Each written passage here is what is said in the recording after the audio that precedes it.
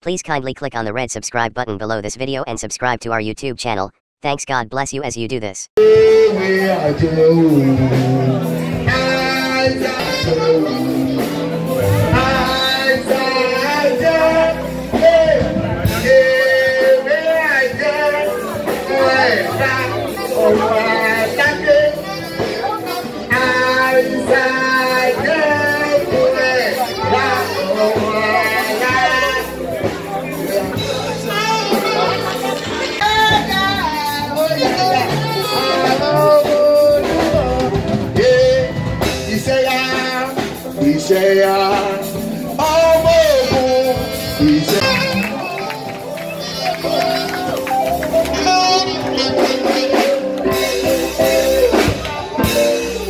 you very much.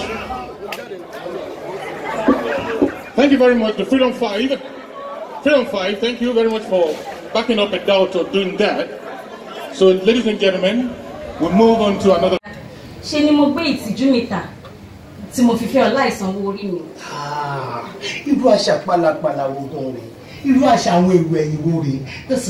you so much for watching our videos, and importantly you need to subscribe because we drop videos almost every day. And how to subscribe? There's a circle here written Gua TV. Click on it, you see a subscribe button. Click on the subscribe button. That's so. And if you have a big show coming up, any event, you can call us.